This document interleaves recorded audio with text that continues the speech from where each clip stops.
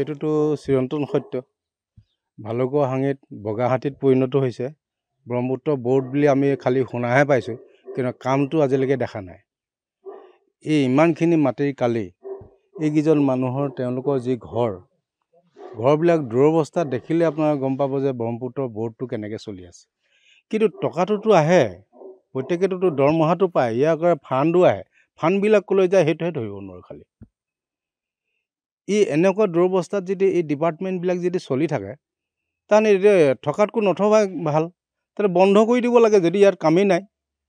তো ব্ৰহ্মপুত্ৰ ব'ৰ্ডটো কেলৈ আছে? যেনেকৈ আমাৰ অসম চৰকাৰৰ যেনেকৈ ৱাটাৰ ছাপ্লাই, সেইটো কোনো কাম নাই। ড্ৰেইনবিলাক মাটি খালি মানুহবিলাকৰ মাটি হেৰি কৰি খালি ড্ৰেইনবিলাক বনাই দিলে। যেতিয়া পানী লাগে তেতিয়া পানী নাই, নাও বেয়া। এই দুটা ডিপাৰ্টমেণ্টৰ মানে কিছুমান ডিপাৰ্টমেণ্টৰ কোনো কামেই নাই। এইটো চব বগাহাতীত পৰিণত, ভালুকৰ হাঙিৰ নিচিনা আপুনি কোৱাৰ নিচিনা। তে এনেকৈ থাকিলে কেনেকৈ হ'ব? অকল নিজক লৈ ব্যস্ত থাকে। যিমান যি আমি মানুহ পঠিয়াওঁ, ৰাইজৰ প্ৰতিনিধি হিচাপে পঠিয়াওঁ, কিন্তু তেওঁলোকৰতো কাণ হাৰেই নাই এইবিলাকৰ প্ৰতি। না আজি জংঘলখন বচাব পাৰিছে, না গছ গছনি বচাব পাৰিছে, না আজি পাহাৰ বচাব পাৰিছে, না আজি এই ডিপাৰ্টমেণ্টবিলাক বচাব পাৰিছে। এনেকৈ হ'লে কিমান দিন আমাৰ উত্তৰ প্ৰজন্মক আমি একেবাৰে শেষ কৰি থৈ যাম নে কি?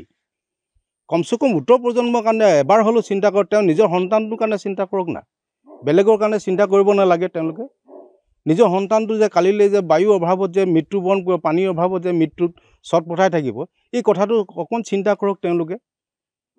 বাকীবিলাকৰ কথা চিন্তা কৰিব নালাগে, তেওঁ নিজৰ সন্তানটোৰ কাৰণে চিন্তা কৰকচোন। কোনটো ডিপাৰ্টমেণ্ট ভাল হৈ আছে? শিক্ষাৰ পৰা আদি কৰি একদম এই ব'ৰ্ডৰ এইবিলাক ডিপাৰ্টমেণ্ট, এইবিলাক গাড়ী একদম ভাল গাড়ী, এইবিলাক এনেকৈ খতম হৈ গৈছে। চৰকাৰৰ ধন মানে এনেকেই অপচয় হৈ গৈছে। আৰু চৰকাৰৰ ধন নহয়, সেইবিলাকতো পাব্লিক প্ৰপাৰ্টি হয়, পাব্লিকৰ ধন সেইবিলাক।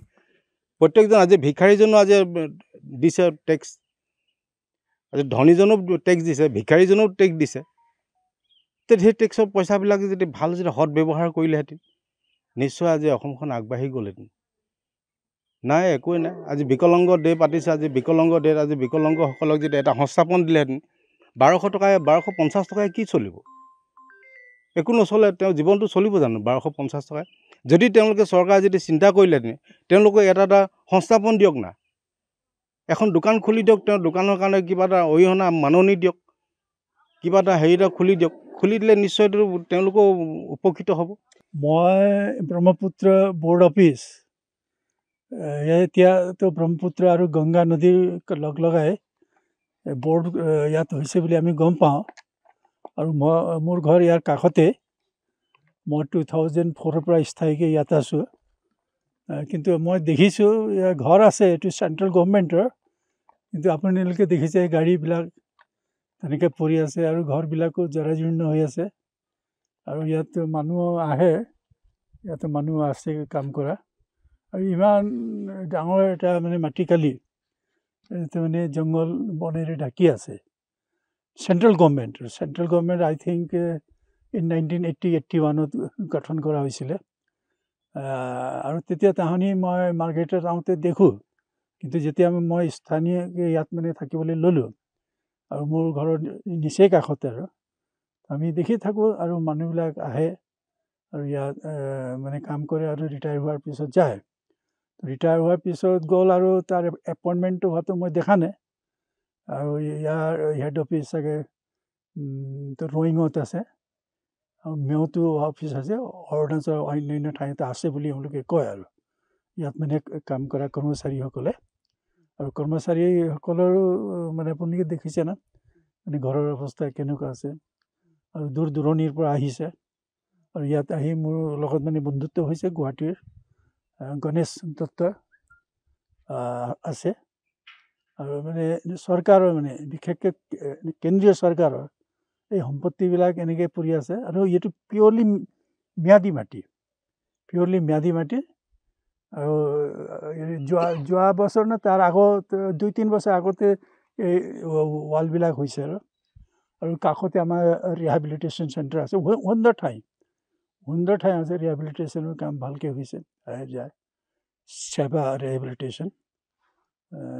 এই ধৰণে অফিচটো যদি মানে চৰকাৰে এতিয়া কি কৰে কি নকৰে আমিতো নাজানো এইটো চেণ্ট্ৰেল গভৰ্ণমেণ্টৰ ৱাটাৰ ৰিচোৰ্চেছ আছে গভৰ্ণমেণ্টৰ 2টা গাড়ী মানে ভাল ভাল গাড়ী জিপচি গাড়ী পৰি আছে জীপ গাড়ী পৰি আছে ইমান মানে ভাল সম্পত্তিবিলাক পৰি আছে দেখি আমাক মানে বেয়া লাগে কেতিয়াবা কাৰণ আমাৰতো ইয়াত মানে এই ইনকাম টেক্সৰ ইয়াত মানে কিবা কিবা হ'লেতো অংশ ইয়াত মানে কামত আহিছে গতিকে ইয়াৰ কৰ্মচাৰীবিলাকে বিশেষকৈ জানে আৰু মইতো এনেকৈ দেখা উপৰি এইটো আৰু কৰ্মচাৰী যদি ইয়াত আছে আপুনি দুআষাৰ তেওঁলোকৰ পৰা জানিব পাৰিব ধন্যবাদ এতিয়া মই ইয়াতে কেজুৱেল লেবাৰ হিচাপে কাম কৰি আছোঁ মোৰ মোটামুটি এবছৰ হ'ল এতিয়া ব্ৰহ্মপুত্ৰ বৰ্ডৰ কাম কৰিছে বান নিয়ন্ত্ৰণৰ এতিয়া অফিচটো আছে এইটোত আমাৰ মাৰ্ঘেৰিটাটোত এইটো ষ্ট'ৰ হিচাপে ৰাখিছে ইয়াৰে অফিচটো মেও গুচি গৈছে এইটো আমাৰ অৰুণাচলৰ আণ্ডাৰত আছে এইখিনিয়ে মোৰ ক'ব লগা হয় এই অসমৰ কোনো কাম নহয় নেকি অসমতো কামটো চলি আছে এতিয়া বাহিৰত ক'ত কাম হৈ আছে এইটো মইতো নাজানিম মই গুৱাহাটীৰ ছাইডৰ মানুহ মই ইয়াত আহিছোঁ নতুন মানুহ হয় বাকী ক'ত কাম চলি আছে আমি এইবিলাক গম নাপাওঁ হয় এই ইয়াৰ কাৰ্যালয়টো বৰ্তমান অৰুণাচল প্ৰদেশত আছে নেকি মূল কাৰ্যালয় তাত আছে কাৰণ তেওঁলোকৰ আণ্ডাৰতে এইটো অফিচ বনাইছিল এইটো অৰুণাচলৰ আণ্ডাৰত বনাইছিল ইয়াতে ষ্ট'ৰ কৰিছিল এইখিনিয়ে আৰু হয় দাদা আমি ইয়াত দেখিবলৈ পাইছোঁ কেইবাখনো গাড়ী জহি খহি গৈছে কোৱাটাৰসমূহ জহি খহি গৈছে কি ক'ব গাড়ীবিলাকতো এইবিলাক ইয়াৰে নহয় ৰয়িঙৰ পৰা আনিছে ইয়াত ষ্ট'ৰ বনাইছে ইয়াত ৰাখিছে ইয়াত ষ্ট'ৰ গুদাম আছে যিকোনো খবৰৰ বাবে যোগাযোগ কৰক 7099017330 লগতে 7099017110 নম্বৰত